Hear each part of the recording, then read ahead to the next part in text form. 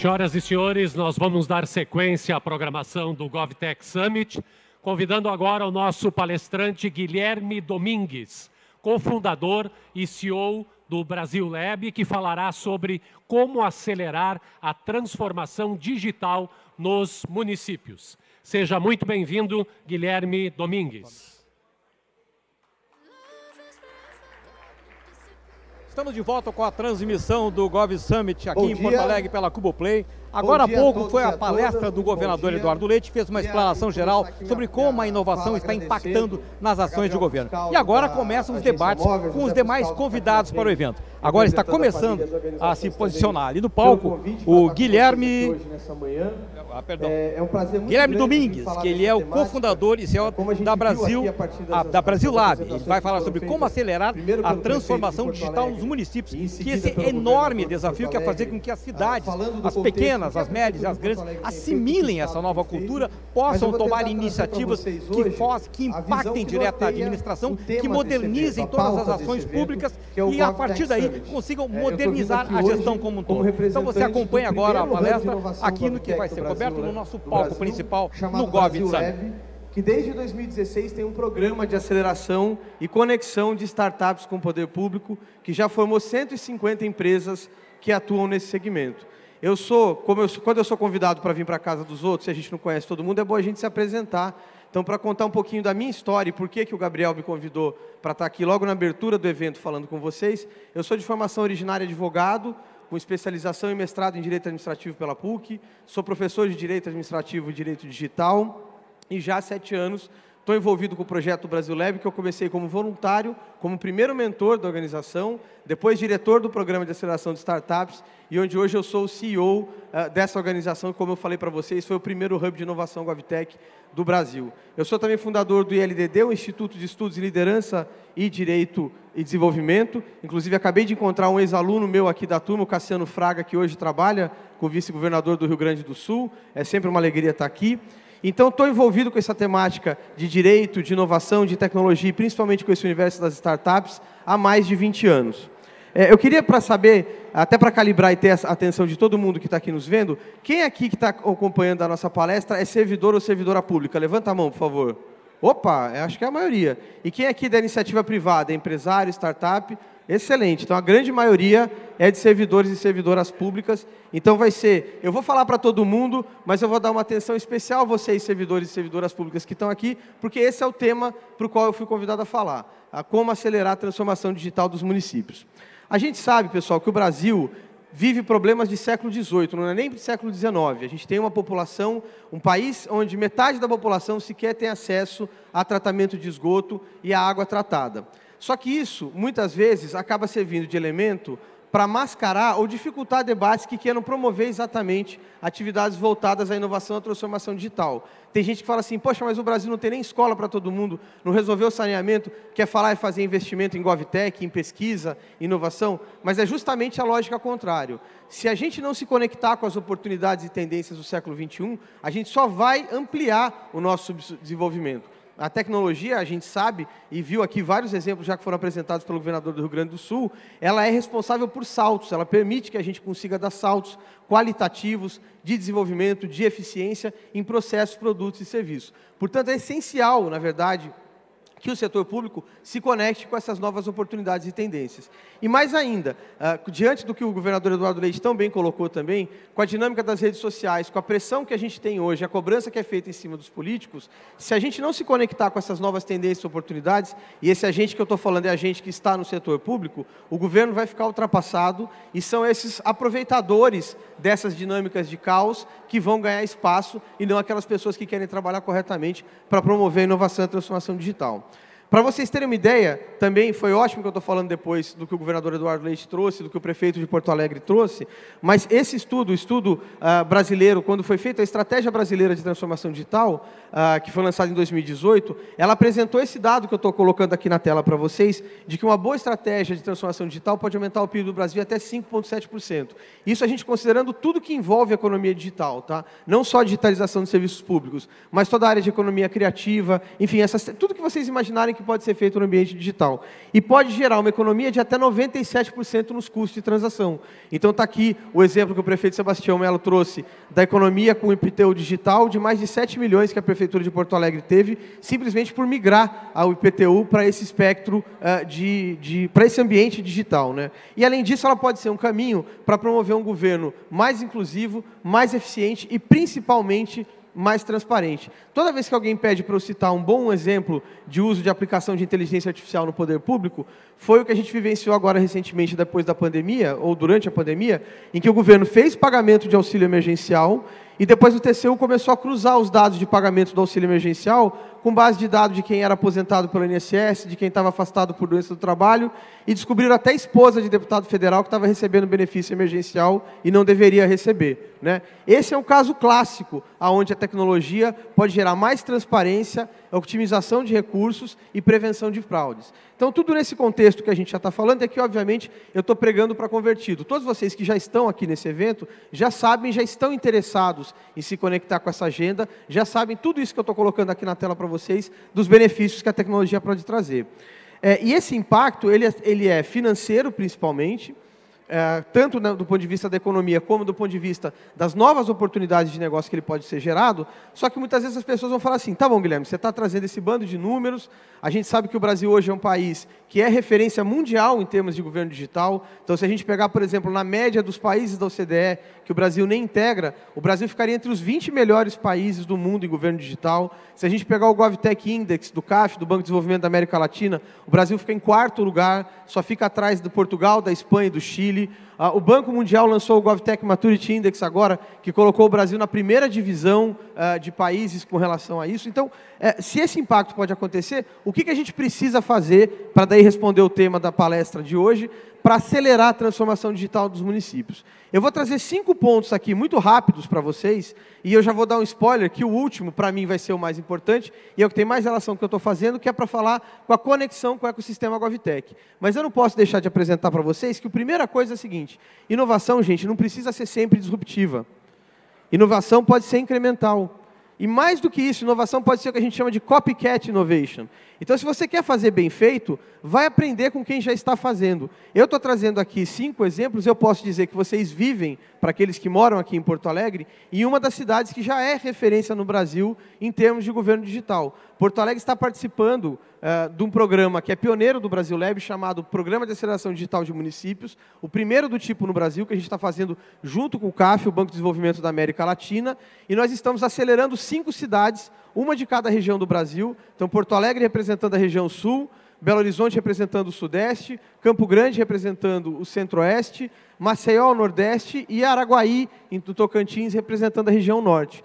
Porto Alegre é hoje já uma das referências do Brasil nisso. E qualquer uma dessas 5 cidades que vocês pegarem, aqui em 5, como se vocês forem atrás do que São Paulo está fazendo, do que o Rio de Janeiro está fazendo, do que Fortaleza está fazendo, e não são só capitais, tá? Se vocês forem, por exemplo, Araguaí, no Tocantins, é uma cidade pequena, não é nem a capital do estado, e já tem contratação com o Marco Legal de Startups, já está usando o GovTech na administração pública. Então, a primeira dica que eu dou é: procure saber com quem já está fazendo. Eu trouxe esses 5 exemplos aqui, mas vocês visitando o site do Brasil Lab vão conhecer vários outros. Isso porque a lógica da inovação no setor público sempre seguia para mim pelos 3 P's, que são as pessoas, os processos e as parcerias. A gente não precisa querer inventar a roda, a gente pode aprender com quem já está fazendo e fazer tão bem quanto essas outras organizações.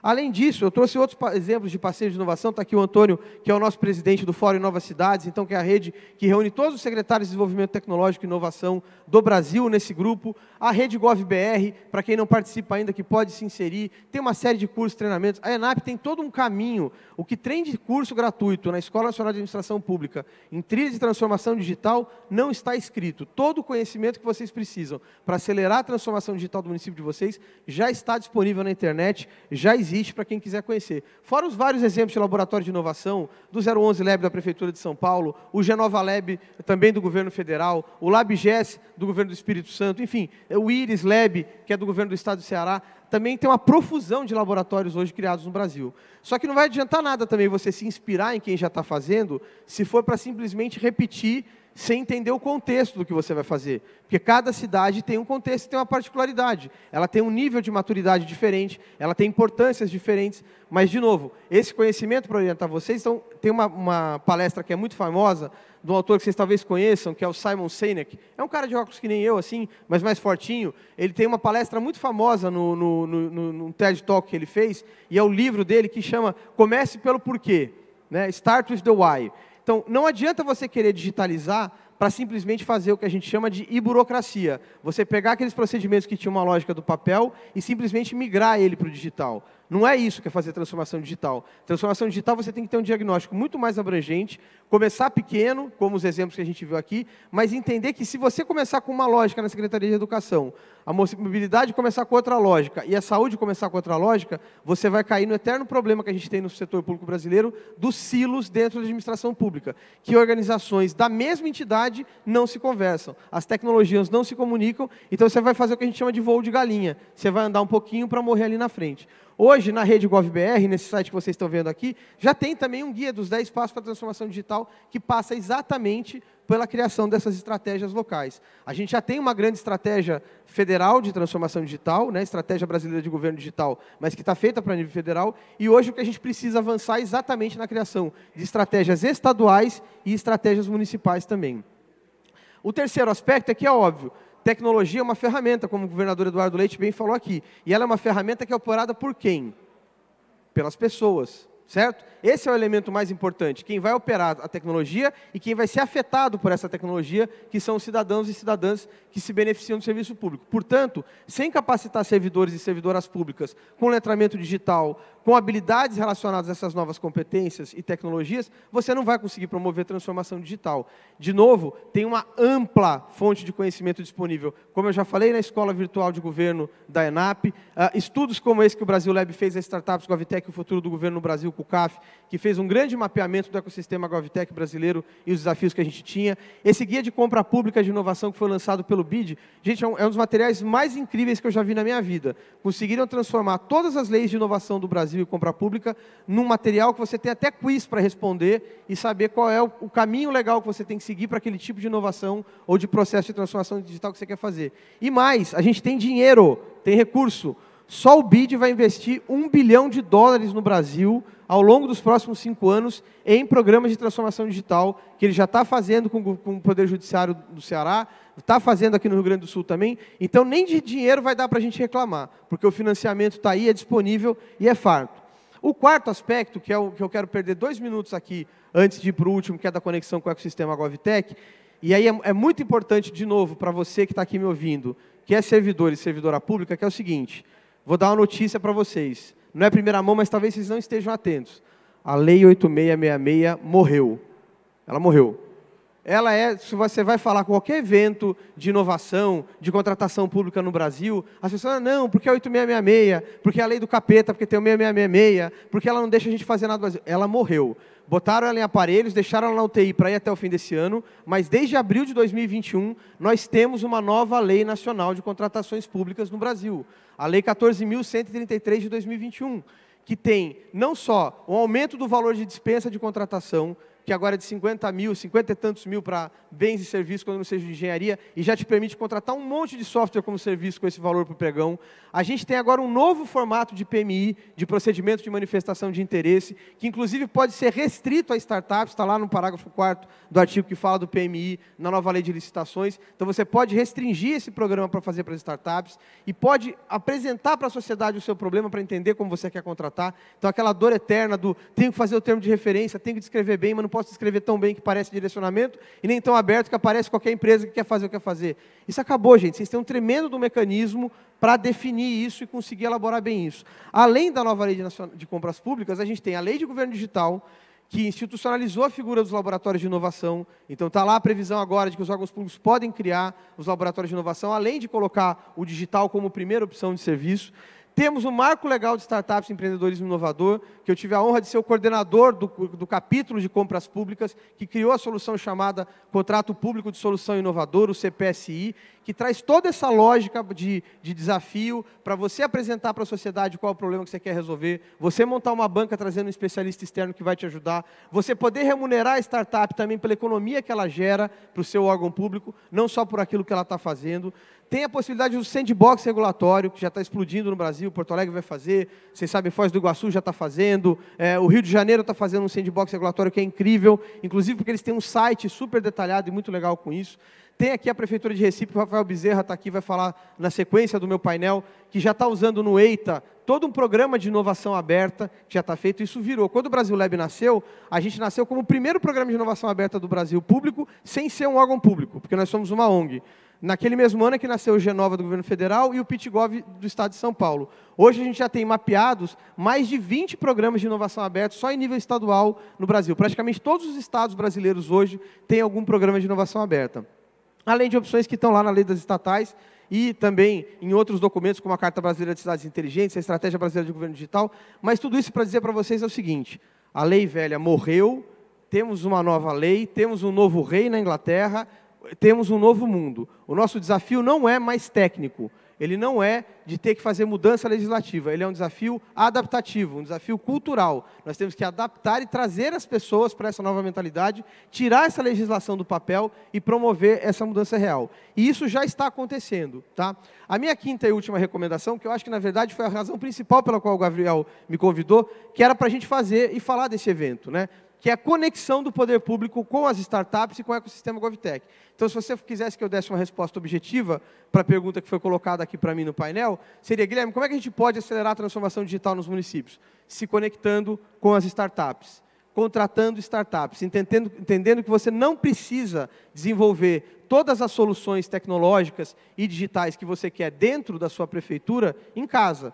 É óbvio, tem cidades aqui no Brasil que até hoje ainda tem empresas de processamento de dados, companhias de processamento de dados que podem apoiar nessa tarefa, mas é que já tem muita, mas é muita mesmo, solução de prateleira, já feita por startup, de implantação rápida, de custo baixo, e que qual é a vantagem de você fazer contratação com startup? Eu sempre cito as duas maiores que eu vejo. A primeira é que você consegue trazer para o corpo do seu órgão público pessoas que muitas vezes têm doutorado, mestrado, que estudaram fora do Brasil, que estão ali realmente na fronteira do conhecimento com as novas tecnologias, e que é óbvio que o sujeito que está lá, começa o dia dele com uma agenda e cai tem uma chuva na cidade que derruba uma escola e todo mundo tem que se mobilizar para aquilo, não está conseguindo se conectar com aquilo. Então você incorpora novos conhecimentos e novas tecnologias muito mais rapidamente, além da possibilidade de modernização e atualização constante, porque aquilo ali está regulado por um contrato. Se você depois de um certo momento achar um fornecedor melhor, você vai migrar para esse outro fornecedor melhor e tudo bem, pode funcionar desse jeito, né?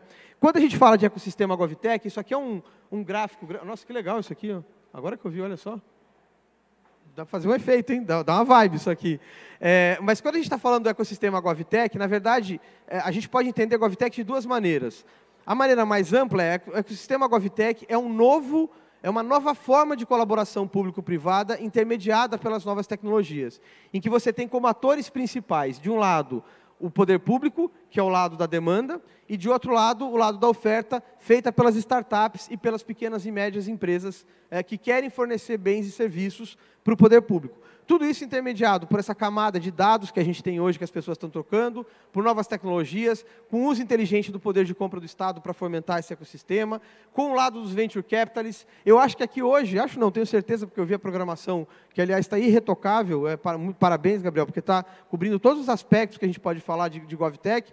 Tem o pessoal do VC, que é o pessoal do dinheiro, tem o pessoal das empresas, das big techs, das startups, dos órgãos públicos. É isso, é esse ambiente que vocês estão vendo aqui, está reunido hoje nessa sala e na feira que está acontecendo aqui embaixo. E é muito importante que o poder público se abra cada vez mais para isso, para participar cada vez mais disso, fazer cada vez mais essa ideia. Só que, além dessa visão geral, desse novo ecossistema de colaboração público-privada, intermediado pelas essas novas tecnologias, o GovTech também pode ser entendido num conceito mais restrito como as startups que fazem uso intensivo de tecnologias para resolver problemas públicos. Então, pode ser assim, como gênero, esse ambiente que eu falei, como espécie, é um tipo de startup. Assim como a gente vê falar das fintechs, das healthtechs, das edtechs, as GovTechs são aquelas que resolvem problema público com uso intensivo de tecnologia. Nesse sentido, é evidente que tem EdTech que pode ser GovTech, tem HealthTech que pode ser GovTech. Se a empresa atua no segmento de saúde, mas o cliente principal dela vai ser o poder público, ela vai poder atuar nesse segmento. Tem GovTechs raiz, vamos chamar assim, que são aquelas que vão muito relacionadas a temáticas de gestão administrativa, gestão financeira, gestão tributária do poder público. Mas o que eu acho que é mais importante para vocês levarem aqui do conceito é GovTech pode ser entendido, quando a gente está falando de uma startup, startup é uma pequena e média empresa que usa novas tecnologias para solucionar problemas públicos. Tudo bem até aqui? Beleza. E aí, como que eu caí nesse universo GovTech para contar daí para vocês só um pouquinho agora no final aqui? Eu vou pedir mais 5 minutos que eu tinha para minha tarde, começou com 20 aqui, mas é só 5 minutos para realmente fazer esse fechamento do que eu... vou contar um pouquinho do Brasil Lab, que foi a razão principal pela qual o Gabriel me chamou para estar aqui, foi o que me fez eu me envolver com esse ecossistema GovTech, já tem 7 anos. Como eu falei para vocês, o Brasil Lab é uma ONG, uma associação da sociedade civil sem fins lucrativos, fundada em 2016 pela Letícia Piccolotto Ferreira, com a visão que ela teve naquele momento, que a gente vivia uma grande crise política no Brasil, a gente achou que era então o auge da crise política provocada pela Lava Jato no Brasil, e tinha uma percepção que era a seguinte, a gente só vai mudar esse país se a gente mudar a mentalidade e a forma como as coisas são feitas. E a gente precisa atrair novas pessoas para trabalhar no serviço público. Naquela época, ninguém falava em GovTech. Quando a gente falou da primeira turma de startups do Brasil Lab, a gente lançou o primeiro desafio, o que eu mais ouvi foi risada ou crítica. Então, para mim, é um orgulho enorme estar hoje aqui em Porto Alegre, num evento para 550 pessoas, 7 anos depois, com o ecossistema GovTech do Brasil tendo crescido como ele cresceu. Mas é assim que a gente testa nossas ideias. Se a gente acredita, quando eu falava para startup, você não quer vender para a prefeitura? Porque, olha só, o setor público no Brasil é o maior comprador do Brasil. A gente gasta entre 9% e 14% do PIB brasileiro é compra pública. Se você começar a vender para escola, para hospital público, você vai ter uma recorrência gigantesca e uma escala enorme. Guilherme, de poder público eu quero distância. Eu quero pagar meus impostos e olhe lá. Né? Imagina, vender poder público é complexo, vai ter corrupção, eu não sei como é que funciona. Enfim, essas foram as críticas daquela época. Mas a gente acreditou nessa visão e falou, vamos fazer isso de fora para dentro. Se ninguém está fazendo isso lá dentro, a gente vai fazer a partir daqui de fora. Então, a gente lançou o primeiro programa de aceleração de startups GovTech do Brasil, foi um dos primeiros do mundo, acho que no mundo tiveram 2 depois, naquela época que a gente fez, com essa ideia de ser um programa de inovação aberto voltado para o setor público. Então, a gente ia capacitar as startups ao longo de 4 meses, em temas como compras públicas e relações governamentais, que é o módulo que eu ministro desde a primeira turma até hoje, em termos de experiência do usuário, em termos de impacto social, porque a gente entende que toda a GovTech é também um negócio de impacto social, quando ela trabalha nessa hora, e vamos fazer um evento no final, que a gente vai chamar de Demo Day, vamos convidar agentes públicos para ver se o pessoal não quer rodar um teste, não quer experimentar o que essas startups vão fazer, de repente aparece alguém que quer investir naquela startup. Quando a gente fez o primeiro Demo Day, foi no auditório do Bank of America, lá em São Paulo, tinham 4 prefeitos. 2 deles eram meus amigos pessoais. Um eu tinha ajudado a fazer o plano de governo dele na campanha, que era o prefeito de São José dos Campos, que tinha acabado de ser eleito, onde eu moro, e o outro era um amigo meu de infância, que era prefeito de Santo Antônio do Pinhal, já estava ali. Os 2 toparam, e tiveram mais 2 que, quando ouviram a história, falaram, poxa, que era o prefeito de Mogi das Cruzes, eu lembro bem o Bertaioli, pô, legal isso, eu vou participar. Passa para frente o filme 7 anos depois. Hoje a gente tem mais de 30 prefeituras que têm interesse, estão na rede do Brasil Lab participando, estão inovando. A gente fez ontem o nosso Demo Day da turma 7 de aceleração de startups, em que a gente, com isso, concluiu já a aceleração de 150 startups participando das 7 turmas do programa. Todo ano a gente apresenta desafios temáticos novos, está empurrando agendas novas, porque a gente sabe também que se a gente deixar tudo na mão da política, o que vai andar é só o que interessa a quem está ali, e às vezes não é o debate que mais interessa à sociedade. Então, por exemplo, para dar um exemplo de agenda que o Brasil Lab tem empurrado nos últimos 2 anos, é o que a gente chama de Green GovTech, que é a conexão da pauta de sustentabilidade e meio ambiente com a pauta de cidades inteligentes e sustentáveis. Já há 2 anos a gente tem apresentado desafios nessa temática. E esse ano a gente também teve em Health GovTech e em Techs GovTech, que foram as soluções. Então, a gente começou com um programa de aceleração, mas a gente nunca se definiu como uma aceleradora, porque rapidamente a gente entendeu que não, só qualificar o lado da oferta não ia adiantar. A gente precisava trabalhar com a demanda, então a gente começou a fazer os eventos, agora tem um programa de aceleração digital de municípios, começou a produzir conteúdo, estudos, casos. Fizemos a primeira certificação de empresas GovTech no Brasil, que era para aquelas empresas que não podiam, porque não tinham relação com os desafios temáticos que a gente fazia, não podiam participar do nosso programa, então entravam por lá, por meio do selo. Foi daí que a gente conheceu a Mova, porque a Mova é uma agência de publicidade e é uma empresa certificada com o selo GovTech do Brasil Lab, e a gente tem muito orgulho de que eles sempre exibem essa marca e essa chancela em todos os canais de comunicação que eles podem fazer, e também atuar em advocacy, que foi todo esse esforço de modernização da legislação de compras públicas do Brasil e conexão com o ecossistema internacional, né, que a gente foi vendo a partir de uma série de outras atividades. Hoje a gente faz parte de uma aliança internacional chamada The CivTech Alliance, que tem organizações de mais de 12 países relacionadas à pauta de CivTech e GovTech. A gente fez um programa, por exemplo, chamado Global Scale Up, já está indo para a 3ª edição. Todo ano a gente escolhe 15 empresas que a gente levou para se apresentarem nas COPs. Durante as COPs, a gente já levou 5 brasileiras na COP de Glasgow e 2 brasileiras no ano passado na COP de Sharm el-Sheikh, lá no Egito. Então, é um outro programa muito legal que a gente fez. Aqui são alguns dos grandes números do que a gente tem feito, como eu falei, 150 startups aceleradas, foram mais de 40 municípios que se interessaram em participar do nosso PADM. A gente tem um canal do YouTube com mais de 3 mil inscritos, que vocês podem ver os nossos eventos Brasil Lab Talks, todos os Demo Days que o Brasil Lab já fez estão lá para vocês também, e também uma série de estudos que a gente já fez. A gente vai lançar um novo com a Oracle, já posso dar esse spoiler, nós vamos lançar no 2º semestre o Mapa GovTech, que vai ser daí o maior mapeamento já feito sobre o ecossistema GovTech brasileiro, e que inclusive já vai trazer alguns números. Eu tenho muito orgulho de compartilhar com vocês também essa conquista, porque essa não é uma conquista minha, do Guilherme, nem do time do Brasil Lab só, é uma conquista para mim do Brasil. Uma das coisas mais legais que aconteceram ao longo desses últimos anos foi a gente se conectar nesse ecossistema internacional. E por conta do que o Brasil ser primeira divisão no mundo nisso, nós no ano passado recebemos um prêmio chamado Excellence in Supporting GovTech Innovation, no The GovTech Summit, que acontece na Europa, que é o maior evento do mundo relacionado à GovTech. Foram mais de 28 soluções inscritas, de mais de 20 países, e o Brasil Lab sendo uma ONG, não sendo um órgão público, concorrendo com projetos como o GovTech Latam do BID, o Laboratório de Inovação do Governo da Lituânia, foi reconhecido como o projeto de maior excelência em apoio ao ecossistema GovTech, porque hoje nós temos mais de 2 mil municípios. Exatamente, se a gente pegar as soluções aceleradas e certificadas pelo Brasil Lab, elas já estão rodando em 2.800 municípios brasileiros. Então, a gente tem uma verdadeira revolução GovTech acontecendo no Brasil, em nível municipal, por conta disso. Aqui que eu falei para vocês o GovTech Maturity Index, se vocês quiserem saber. E só para eu terminar, esses são alguns dos primeiros números que a gente vai apresentar no relatório. São hoje 320 startups que, ao longo dos últimos 4 anos, ou venderam ou colaboraram com o poder público.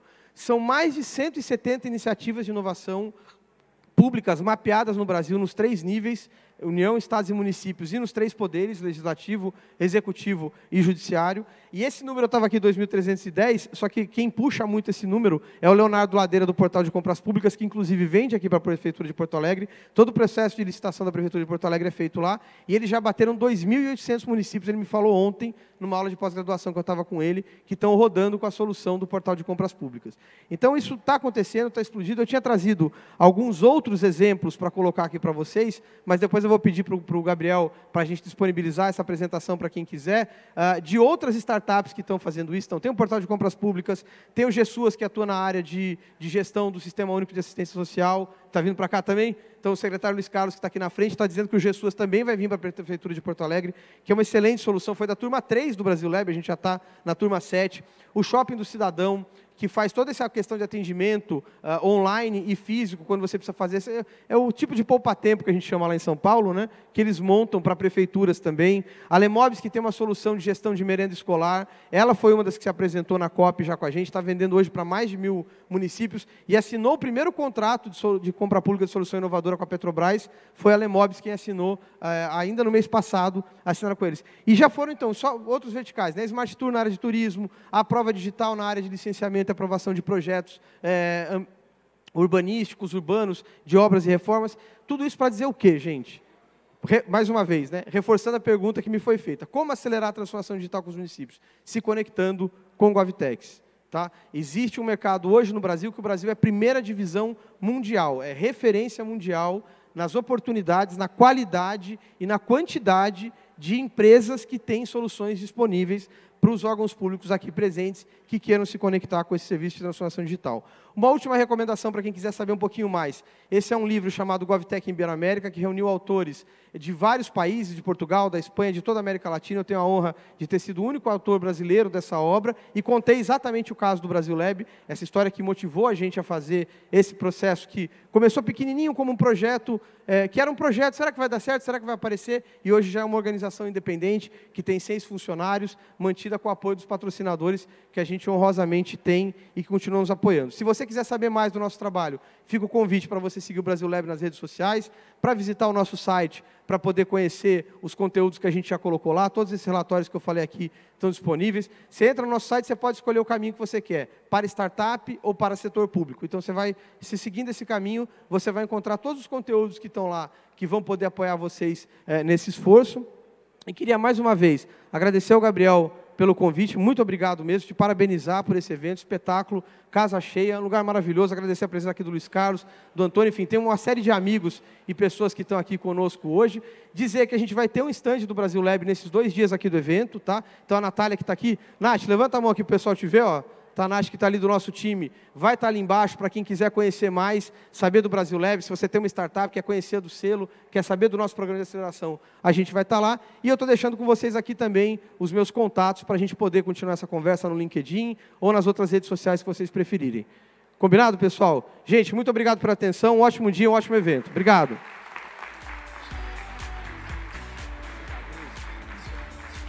Muito obrigado.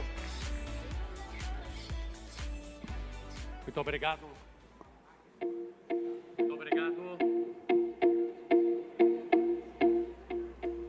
E nós seguimos com a nossa transmissão aqui pela Cuba. Muito obrigado ao Guilherme Domingues por sua participação. Nós acabamos de ouvir o Guilherme Domingues, nós vamos dar um tempinho agora só para adaptar o palco e vamos dar sequência aos trabalhos com o painel Fórum Inova Cidades. Eu peço a nossa equipe técnica que rode os vídeos dos nossos patrocinadores enquanto adaptamos o nosso palco para o painel. Nesse fórum participarão as seguintes pessoas: o Giovanni Bernardo, que é vice-presidente de desenvolvimento regional do Fórum Inova Cidades, o Antônio Carvalho, presidente do Fórum Nova Cidades, a Ellen Bernadette, vice-presidente de relações institucionais do Fórum Inova Cidades, e o Luiz Carlos Pinto, que é secretário de inovação de Porto Alegre e diretor regional do Fórum Inova Cidades. A gente segue agora o debate que vai começar em seguida, trazendo ainda mais informações, trazendo ainda muito mais subsídios nessa discussão que ainda vai muito longe sobre como fazer a inovação avançar, como fazer com que a tecnologia renda mais frutos para a gestão, para a produtividade